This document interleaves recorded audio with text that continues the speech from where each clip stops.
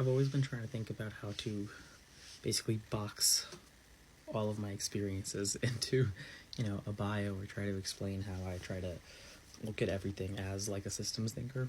And I think the best way for me to sell myself, or rather just express, I think, the things that I'm strong at, is to break it down by, I think, 4 concepts, we'll say. So the 4 are perception, interaction, locomotion, and propulsion.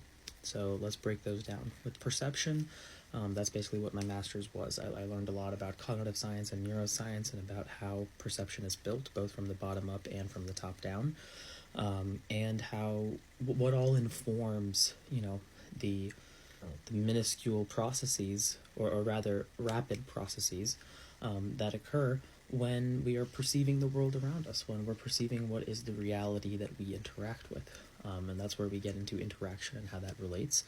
Because as we perceive, we take action. This is a pretty constant loop. If you've ever seen Inception, there's a scene where a cop kind of explained this, how we perceive and act at the same time. And so that's effectively what we're doing when we live, right? We take in a certain amount of reality, and then we immediately act on it, or sometimes don't act on it. So perception and interaction go hand in hand with having a lived experience, having a subjective experience, and having some things that can be objectively looked at as an objective experience. This is where we get into like computation and stuff. And I wouldn't describe that as a particular skill of mine, but I think it is relevant when we look at, the other concepts I described, because computation informs perception as well. It's about like how our mind operates and how it's taking in all this information and computing it. That's what we try to approximate with machines around us and other forms of intelligences. So that's why I like perception and interaction, because I think it informs kinds of intelligences, right? We talk about IQ. You have your cognitive kind of ability to look at the world. You have EQ, your emotional quotient. How are you having your relationships? What kind of empathy do you have? That's a kind of intelligence. And then KQ, what I describe as kinesthetic quotient, which is your your proprioception, that awareness of where you are in space. And I would argue like a psychological component of that could be considered where you are in time, so to speak, but that's a little out there. So when we talk about perception and interaction, that's where I think it has a lot of value when we think about, where we are with intelligences today and other types of minds, because perception and interaction, I think intelligence is a type of consciousness. So we're going to get a little philosophical here. Intelligence is a type of, an element of consciousness, but it is not necessarily the same thing. And I think that's valuable to have that perspective when we look at AI and what it means to safely interact with, engage with, and develop AI in order for it to be human first. And that's why I look at perception and interaction as really being my skill sets, because I want it to be about the human experience first. And that's kind of been my career through line. So when we look at interaction now more specifically, that's again part of my master's, where we look at interactive design, right? Every product that you have, you interact with it in some way. Any tool that you use, it brings something to you. Like an email, it provides you a notification. It is interacting with you by giving you the stimulus. So in this case, perception and interaction are what dominate the experience of the world around us, especially now with technology even more so, where we have more ways to be accessible, we have more notifications, we have more ways to be interconnected. So inevitably there are more kind of stimuli in our environment. So this is something that I think is important to think about as we look at, talking about overstimulation and not really having time to rest, and how we pay attention to things and how we can be aware of things. But we'll get into that later, and that's where it starts getting more into my personal perspective. So let's stick with the concepts. Now we can talk about locomotion and propulsion. So I look at that because I am a big-time runner and a swimmer. So locomotion to me is running, and then I consider propulsion as more relevant to swimming, because you're going through a fluid medium. Now, I might think of that also with spaceships or rocket ships, when you look at propulsion, because you still have to deal with aerodynamics, where it ends up behaving like a fluid. So locomotion, I would say, is more of the human element, and then propulsion is more of the concept that can be applied and extended to machines and potentially even ideas. When we talk about a startup idea having escape velocity, I would say that's because there were enough factors propelling it to achieve escape velocity. So I look at it conceptually in that way too. So let's get back to locomotion for a second. With locomotion, the reason I'm interested in that is because that's kind of like an expression of the intelligences that can happen through perception and interaction. It's expressing yourself in the medium of the world around you. So when we think about that, I've been a big time studier of biomechanics and I mean that both in a clinical sense, a mathematical sense, and in an applied and practiced sense.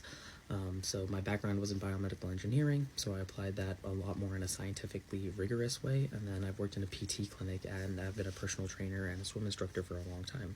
And I see these patterns when we look at crawling behaviors and how it translates to movement and like walking or even sitting, and how that even translates to a different kind of pattern when we look at propulsion. Because if I talk about propulsion and you dealing with aerodynamics, technically on the locomotion side of it, running, and I just tend to categorize them here. I think you could argue this part either way. Running, you do have to deal with some form of aerodynamics, because then we can still consider that it's a fluid medium. So anyways, that's why I talk about locomotion and propulsion. And that's been kind of like my lived experience, and the way that I've looked at the world has been through these four concepts. The ways that I interact with people and coach people is very much built on like creating an environment for optimal learning, because I think these elements are what are conducive to learning. And in this case, I am including locomotion and propulsion, because I think the ability to express yourself with your body, embodied intelligence, is a really key factor in what makes us uniquely human, and what provides us a lot of room to scale up our intelligence. If we want to think about it, if we compare the perception and interaction to compute, then you're looking at the body as being the robotics or the embodied part that we have. So in that case, I look at that as like a physical scaffold that will optimize the mental like models. So in this case, you're running like a better hardware system for your brain to compute with. So in this case, locomotion and propulsion are factors that are super unique to humans, and therefore if we take advantage of them, we can place ourselves in a perspective that is more responsible to handle AI and other types of intelligences, because right now, I don't think we're taking those safeguards. We are very much looking at these artificial intelligences for us to become a crutch upon, when I think it's more important for us to look at the human elements. And that's why I think I break down my human factors approach into those four concepts, because we need to look at the more human elements of it and make sure that we're centering them as the concepts and understanding that from there is where we are taking inspiration. Because without that, if we just continue being inspired solely in the context of robotics and AI, I think we don't ask ourselves enough questions about how to actually be user-centered. We just think about the technology and its advancements, rather than considering how can this be used to leverage, to not leverage, but rather expand and enhance the human experience, so that the human experience is getting accelerated, rather than these intelligences becoming so strong that it pulls us with it. So in this case, I want to put humanity in the front seat in the race for these kinds of intelligences that take on our world. So yeah. And to do that, let's get into one little thing that is, at this point I've gone long enough, so I think I can add this little bit of a mission statement, is I like Veritasium's bit of increasing the amount of critical thinking in the world. And to do that, I think the way that I like to think about it is improving the amount of problem solving in the world, because I think those two concepts, critical thinking and problem solving, hand in hand, are what encompass learning. And to me, I look at learning as unobstructed self-expression. So that's where we get to, your self is defined kind of by perception and your interactions. Your expression is like your interaction, locomotion, propulsion. And unobstructed is you having the ability psychologically, perceptually, and physically to move, to stay on your path, to give yourself agency, to provide yourself autonomy.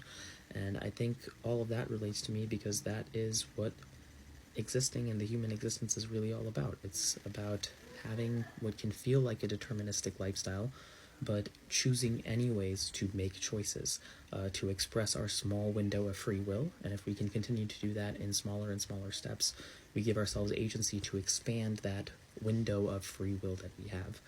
And that's why I think I break down my entire kind of approach professionally and personally to those four concepts: perception, interaction, locomotion, and propulsion.